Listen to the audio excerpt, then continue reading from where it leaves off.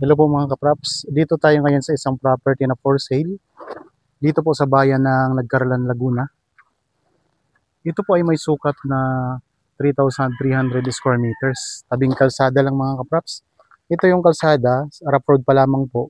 Pero malapit na lang din po ito sa ah, cemented road. Nasa ano lang po mga kapraps. Nasa mga 3 minutes travel time lang. Nasa cemented road na tayo. Tingnan natin ang mga tanim sa loob. Papasok tayo mga kapraps. Baybayin mo natin ang frontage. Tapos papasok tayo mamaya. Pasok naman po dito ang sasakyan. Ayan po, may mga bakad pa nga ng mga gulong ng sasakyan.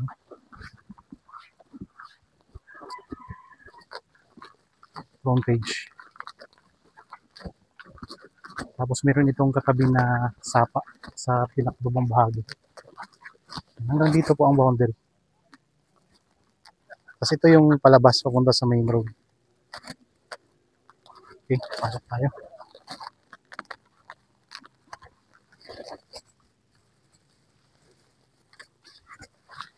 Dito medyo masukal pa lang. Konting tabas lang po.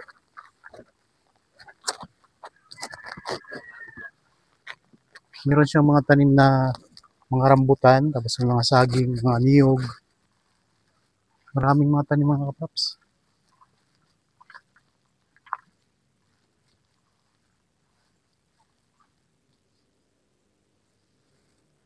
Tayo sa may baba. Yan, ito yung boundary, itong may nakatanda na tali. Pababa po yan diretsyo. Yung pinakadulong boundary mga kaprops.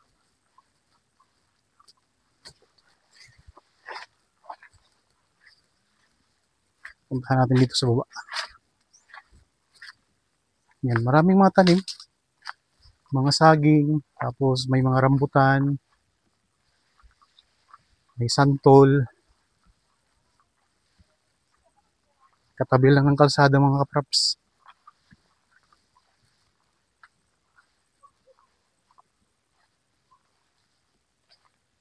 Tapos hanggang dito naman po ang boundary. Yan. Diretso po yan papunta doon sa kalsada. Ang lupa mga kaprops, ang korte ng lupa ay rectangle siya. Pahaba po siya papunta doon sa baba, papunta sa may maliit na sapa. Ito may mga ano no, may mga bulak-bulak na yung rambutan. Ang lupa mga kaprops ay medyo pa-slope ng konti. Banayad ang pagka-slope nito. 3,000 square meters. Ito ay titulado.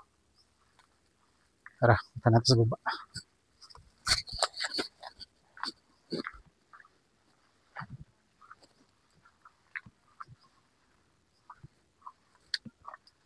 Mga saging, rambutan.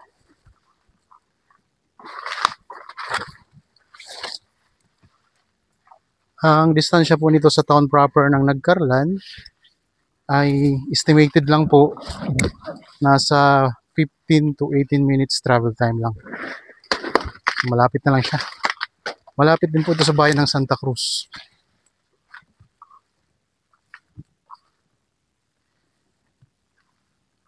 Pahaba po siya hanggang doon sa pinakadulo. Meron ding mga tanim na lansones. Marami ditong lansones mga kaprap sa may part ng lupa na ito. Yan, maraming lansones dyan, mga niyog. Yung mga tanim dito.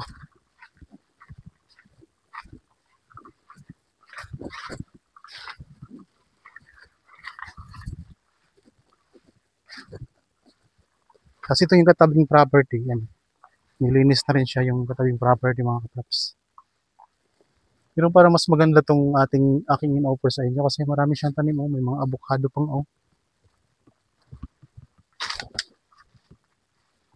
Daming lansones.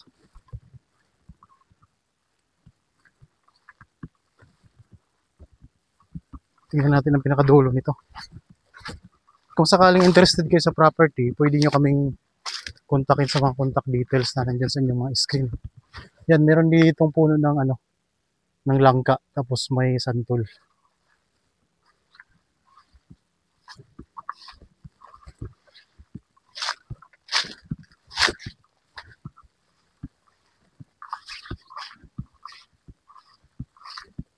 Diretso tayo dito sa baba.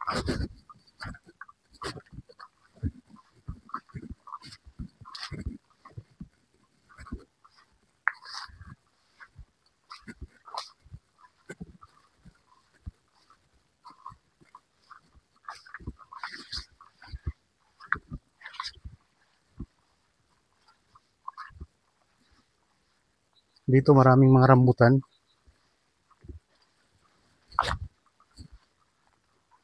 Ang dami rambutan mga kaprops. Oh. Ikot ko lang ang camera.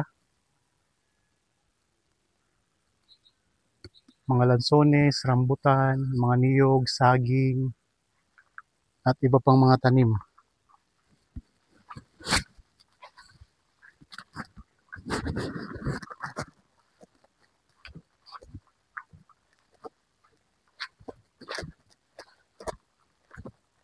Ang sukat ay 3,300 square meters. Titulado dito sa bayan ng Nagcarlan, Laguna.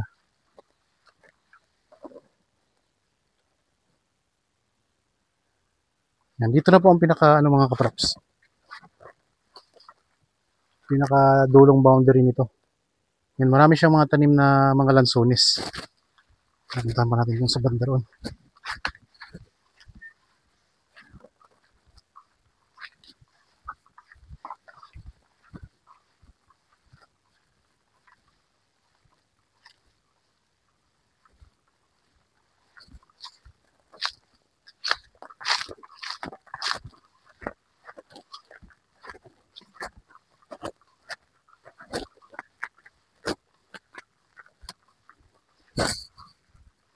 Mahaba ang property.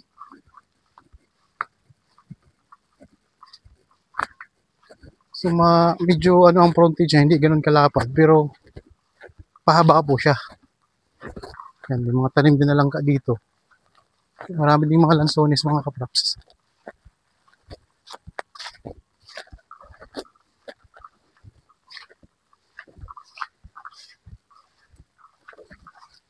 Uy, puno na lang to. May bunga na.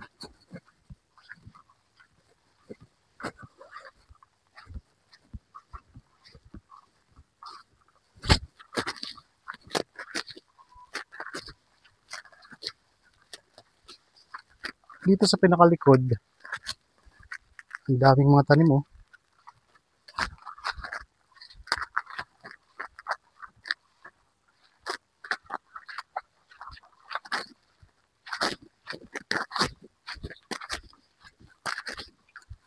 Diretso pala to dito sa sapa mga kaprops, ang boundary nito.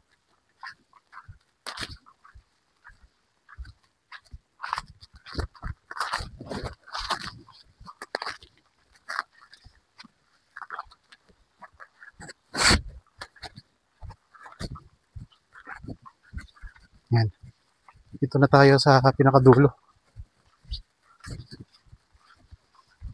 Ito na yung pinakadulo ng property. So sapa nga po ang pinakadulo nito. Tingnan natin. Yan, itong sapa mga kaprops oh. Yan hanggang dito, ito yung pinaka-boundary niya. Yan ang property. Pataas, doon sa pinanggalingan natin kanina. Paakyat doon. So medyo pa-slope ang lupa. Pero pagdating dito, patag na po. Sa baba. Kasi yung boundary niya, yung ilog o sapa. Ayan o. So running water siya mga kaprops.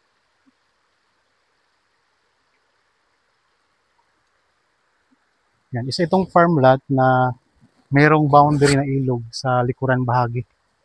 Pahaba po ang korte ng lupa. May mga tanim din dito na kawayan sa gilid ng sapa. Ayan. May mga niyog. Maraming mga lansones. May source na kayo ng tubig mga kaprops.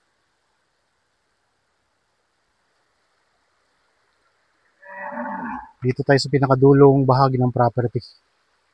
Ang kabilang property, meron silang water pump na ginawa, nilagay dito.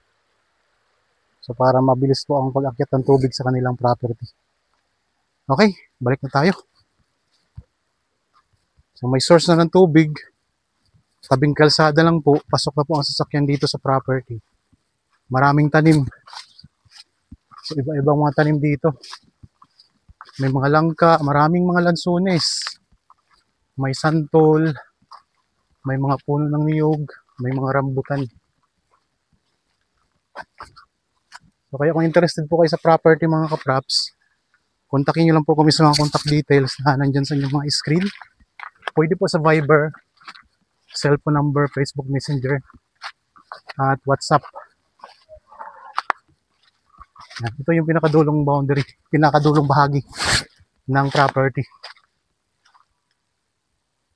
Maraming tanim ano.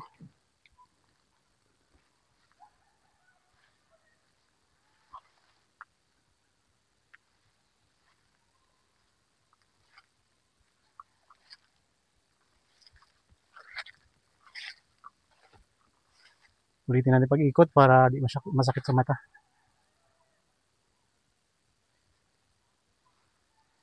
Mga lansones, oh, dami. Tapos may mga rambutan. May mga tanim din sa kawayan sa pinakalikurang bahagi ng property. Balik tayo. Puno ng langka. Sa mga viewers ngayon na mayroon din property na gustong ibenta at gusto nyo pong may feature dito sa aking YouTube channel ang inyong property para mahanapan natin ng buyer, kontakin nyo lang din po kami sa mga contact details na nandyan po sa inyong mga screen mga kapraps.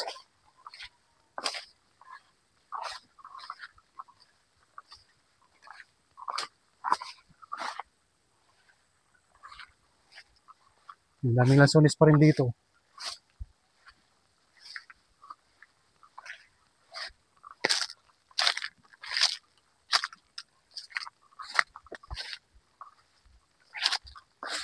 Santol.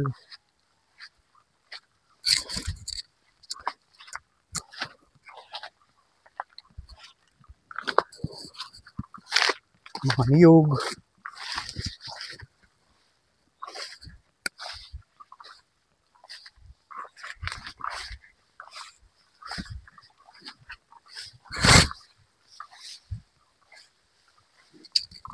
Tabing kalsada lang to.